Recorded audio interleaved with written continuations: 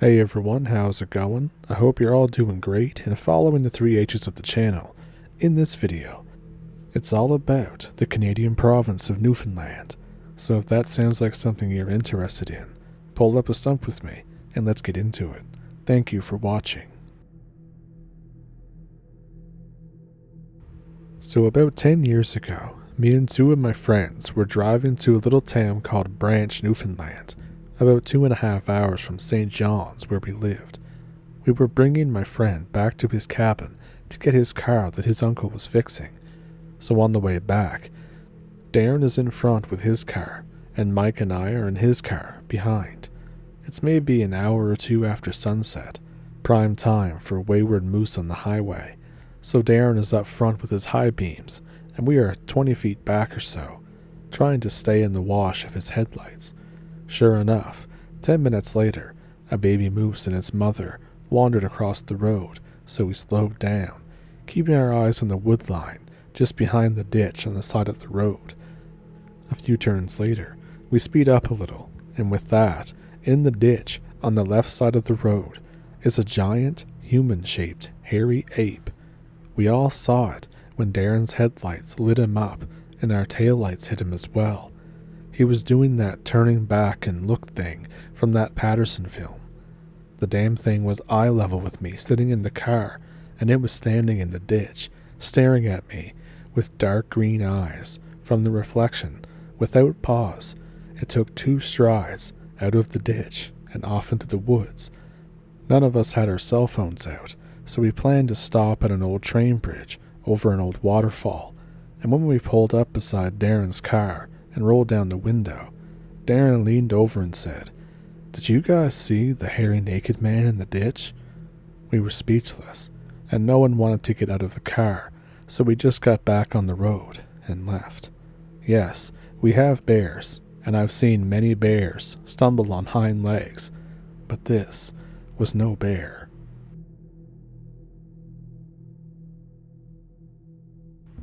I've seen something strange at night driving home, and I can't for the life of me figure out what it was. Some people tell me it was a Newfoundland Bigfoot, and I decided to look it up since I haven't heard of one here before. On my way home in February of 2017, we had a week of warm weather, and my boyfriend and I were driving home from Triton County on Highway 389, a causeway. We came around a turnoff on one of the bridges next to a mussel farm, and in the distance, I saw something so big that it scared me. It was far enough away that the headlights couldn't shine light on it, but close enough that the rays of the light highlighted it just enough for me to see its outline, and its eyes lit up like 2 big saucers. It was back onto us when we heard the car. It turned its head to look at us. That's when its eyes flared up, and I saw just how tall it was standing. At first I thought it was a really big moose because of its size, and then I knew it wasn't when it ran off the road so fast that the headlights didn't even touch it, and I got to see just how huge his limbs were. Anyone who knows anyone knows that a moose has skinny little legs, but this one had huge muscular ones, similar to a bear's, but also different because its paws were different. It was perhaps maybe a second or a second and a half flat for it to get off the road and get completely out of sight. I slowed down as I neared where I had seen it, and I tried to look around the ditch, which had a huge clearing before the tree line, with a small cluster of about 5 trees in the middle where it was recently cleared, and the animal was nowhere in sight. Normally, I'm naturally curious and would stick around to try and see an animal, but I felt very threatened and very much in danger, so I drove on. I know that there are a lot of bears in the area, but I have never seen one that big, and I have seen and photographed many bears since they are so common around and in our towns. It took up most of the road, and its reaction to seeing the car and ever so stealthily retreating off the road was so creepy because you could see that it was intelligent, not fearful of the car, just not wanting to be hit by the lights so it can remain in the shadows. It simply did not want to be seen. It struck me as so smart, so big, and so unlike anything I've ever seen on the island. I thought perhaps it was a bear, up early because of the warm weather, but if it was, my God, it would have to be the biggest mofo I've ever seen, and it's winter. I mistook it for a full-grown moose, mind you. I don't know what I saw, but it's the first time I've ever seen anything like that, and it was by far the biggest thing I've ever seen on the island. I was really frightened, and normally I'm excited to see wildlife. My boyfriend didn't see it, but he's night blind, and I have to keep an eye out for moose whenever he drives, and let him know if I see them, because my night vision is generally pretty good.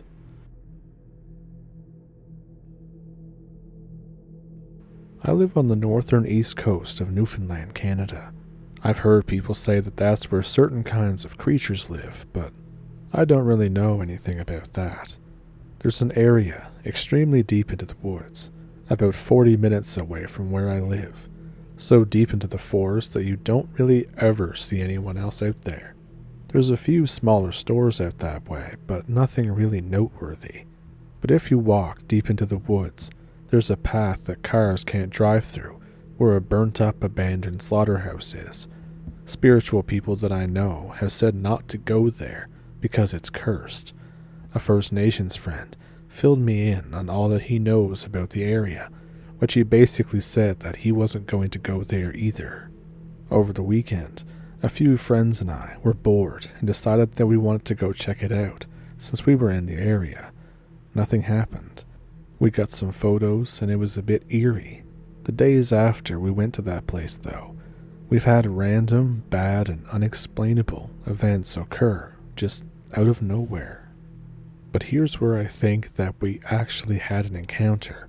Tonight, we gathered the same group, plus 2 other friends, and drove back out there, just to show them around, to explore more and get more pictures. When we got there, we heard what we assumed was the wind howling. But the longer it went, we realized that the pattern didn't match up with the wind. It didn't make any sense for it to be howling like that, sounding almost as if somebody was whistling at us to get our attention. A few people pointed it out, but we just chalked it up to it being random sounds. Possibly the wind was probably just blowing through something weird and coming out like that. When we were in one of the secondary buildings, a friend pointed out that it looked like that something was running around outside the main building. He was right. It looked like something very quickly moved across the front side of the building, and the sound was back, but louder. We went outside and crawled through a section in the gate to get back to the main building. As soon as we made it through, we heard a loud swinging sound, almost like a rusty door was being slowly opened and closed. Another friend and I were extremely put off by the sound, and we asked to go back to the car, but the others said that they wanted to go into the main building. As we were walking up to the front of the building, a friend jokingly made a remark about us splitting up and exploring the building. As soon as he said that, we heard a series of loud banging, like something was running across the metal floor of the building toward the door. We quickly made it out of there and went back toward the trail. As we were running back toward the car, which isn't exactly a short walk, we shined our lights back toward the buildings. The 3 of us looked back and definitely saw what appeared to be something completely solid white, bipedal, and humanoid running down the trail. We got in the car and drove back to town as quickly as possible. I don't think we'll ever be going back.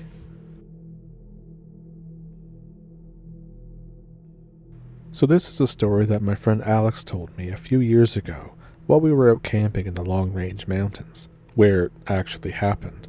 It scared the shit right out of me. I couldn't sleep afterwards.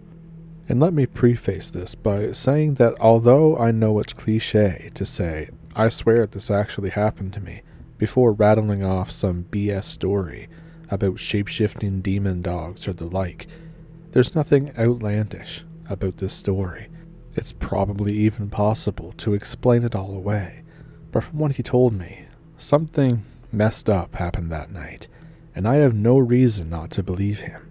He's not the type to make up stories or joke around about that stuff, so I'll be telling it from his point of view.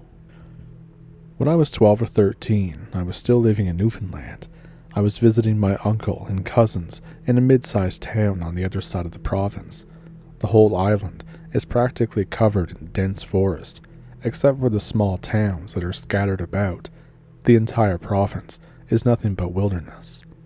Logging used to be very big, so there are miles-long gravel logging roads that are just off of just about every main road. My uncle is a forestry officer and has been for years. He spends days and nights patrolling these backwoods trails, looking for poachers and illegal cutting. People use them to build cabins to spend time in on the weekends, to hunt from, that kind of thing. One such road had just had plots put up for sale. Tons of people buy land to build cabins on these. My uncle even bought one. He was going to build a nice big one on it, less than an hour away from where he actually lived, so it was going to be really cool. Shit was going to be cash. My uncle decides that we should go out there hunting to see if we can bag a moose. So me, my cousin, and my uncle head out early in the morning. We head for miles down this dirt road, well past his plot. We must be hours away from the road. We spent all day hunting, and we saw absolutely nothing. We were bummed out about it. We started to head back as the sky was getting orange. We decided to have a fire when we get back, so my uncle pulls over to get some wood. Me and my cousin get out too. My uncle's gonna be a while, since it's a nice evening. My uncle trots off into the tree line. The trees have been cleared about 10 to 20 feet back of the road, and the downed trees had just been left there. My uncle just chops up the wood and gathers it into a pile. This goes on for about a half an hour or so. Me and my cousin are leaning against the side of the truck, talking. My uncle is 20 feet away in the woods. By this point, it's getting pretty dark. You can only really see my uncle's silhouette through the trees. And then it happens. A snapping noise. Something snapped a twig about 15 feet to the left of where my uncle was standing. My uncle hisses at us. Shh. There's dead silence. And then there's this murmuring. It sounds like someone is talking, but there are no words. Just this single continuous moaning sound, but with the intonation of human speech. We could make out a silhouette in the tree line. It's hard to pick out, but it was bipedal, and it was hunched over a bit. It starts to get closer to us. Now my uncle is a very serious man. He spent most of his life as a forestry officer. He's always been strict and by the book. He's been a safety first kind of guy. He'd never curse or swear around us as kids, but he bolts out of the woods. Get in the effing truck. My cousin yells, "What happened?" He yells again, "Get in the effing truck right now." We get in. He floors it almost immediately. We're flying down this gravel dirt road doing 70, and we don't stop until we hit the asphalt. He left the wood and his axe. We ask him, "What was it?" He doesn't answer for a moment, but when I looked at him, I could tell that he was terrified. He was scared shitless. We asked him again, "What was it?" He said, "Nothing. It was a coyote." My cousin goes to say, "But that's not what we saw." My uncle cuts him off again and says, "It was a coyote." And then we leave it at that.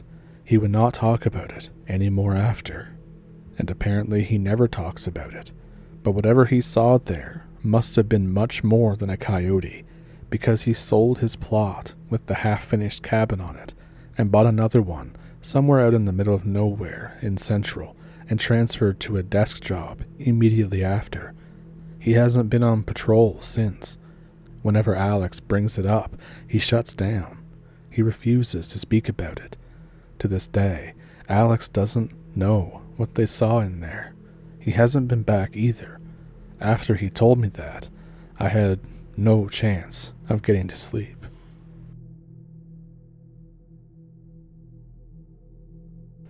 To start, I live in Newfoundland, which is pretty rural wherever you go, so you don't even have to go very far outside of town to go camping. My family owns 100 acres on the beach, about an hour outside of town, and upward from the beach until you get to the highway. My great-grandparents were given the land when they relocated from an island across the bay from our cabins. It's 90 acres of dense forest and bog, with a single dirt road cutting through the middle until you make it down to the beach, and then there's about 10 acres of open field along the beach. The way our cabins are situated, they all lie on the edge of the forest in a horseshoe. There are 11 of them, with boathouses down on the water and a clear field in between. Up past the last cabin, there are a few outhouses for when the well dries up, which doesn't happen all the time, but the last couple of years, we've had some pretty global warmed summers, so the well's been drying up around August. All my great aunts and uncles own the other 10 cabins, so there's usually a bunch of people down there on any given night, but they're getting up there in age, so they're not as active as they used to be. This particular weekend, my parents, my brother and I, along with my great-uncle Norm's son and his kids, were the only people down there until Saturday night, when they had to go back into town for a hockey camp. Usually, there would be enough people to have a bonfire on the beach every night, but because it was only our family down there, we decided to have a small one in the fire pit next to our cabin instead. Probably around 11, my mom gets up to go to the outhouse, which I refuse to use because there are a ton of spiders in there, and the last time that I was in there, I found one crawling on me. A couple of minutes later, my mom comes back down to where we're sitting, which was really odd because it takes more than a minute to walk to the outhouse, so I jokingly said that it must have been the quickest trip of her life, but she didn't respond. When she gets closer to the fire, I saw the look of utter terror on her face. She was as white as a sheet. I asked her if a spider fell on her when she was in the outhouse, but she said that she didn't even get a chance to do anything in the outhouse, and started to cry. I was like, geez, that's gross, but you don't have to cry about it, until she cut me off and told me to shut up, which is weird, because she's not usually the type to snap at somebody like that. So my dad asks her what happened, what the problem is, and she tells us what happened when she walked up through the field. She had on one of those clip lights for a baseball hat, which are basically the worst flashlight in existence, and she told me that when she was walking up past the dirt road, she heard something rustling in the brush that was just off the dirt road. When she went to shine her light on it, the light didn't reach far enough to see exactly what it was, but it looked to be at least 4 feet tall, and it ran when the light was pointed at it, so she assumed it was a young caribou, because if it was a bear or a moose, they wouldn't be that fast, and she would have caught a better glimpse of it. So she kept on walking up past the dirt road, around 50 feet, to where the 4 outhouses are, and she went into the closest stall to do her business. While she's getting ready, she hears a metallic scraping sound coming from the woods. It was faint at first, but it started to get louder and louder. There's a derelict car about 30 feet off the road that one of my uncles crashed about 30 years earlier. She assumed that it was coming from there, but she had no idea what exactly could be making the noise, so she was starting to get pretty scared. She opened up the outhouse and just booked it as fast as she could until she was close to the cabin again, as she looked back over the field, but she couldn't see anything, so she sped walk up to the fire, and that's when we saw her return. And honestly, when she told us this, we all had a bit of laugh at her, actually. We told her that it was probably a tree scraping against the old car, and that she was over-exaggerating, but she insisted that she wasn't, and told my dad that she wanted to go into our cabin, and we were all getting pretty tired of just sitting around the campfire anyways, so we all decided to go into the cabin and go to bed. My mom and dad went to their room, but me and my brother stayed up a little longer playing Pokemon until he fell asleep. After he fell asleep, I walked out into the dark living room and stumbled my way to the bathroom.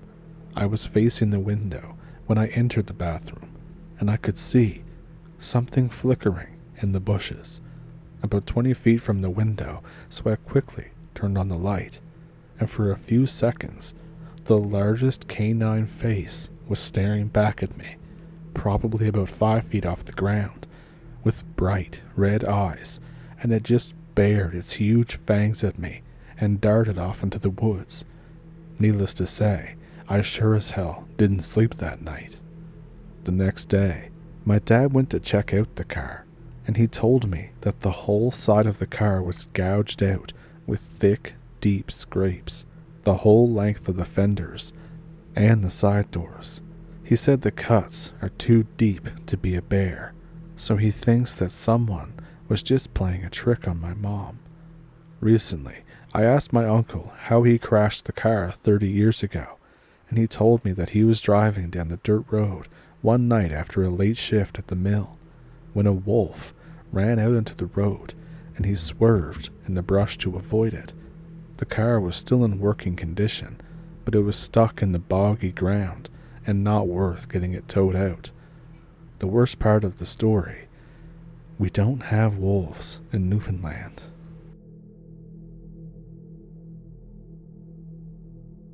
So those were all pretty strange, weren't they? If there was one in particular that stuck out to you, let me know which one it was down in the comments. If you have one of your own, especially from Newfoundland, then definitely send it in to me and I'll put it in a future video. And of course, if you just want to send in your story in general, I have an email in the description below that you can send them into. As well down there, also down there, whatever, is a PayPal and a Patreon if you would like to support the channel that way. And of course, there's memberships and super thanks here on YouTube. And with that, I hope you enjoyed the video, and if you did, please feel free to like and subscribe, comment and like and share and all that great stuff. And I will see you in the next one. Thank you for pulling up a stump with me. Thank you for watching. Have a good week.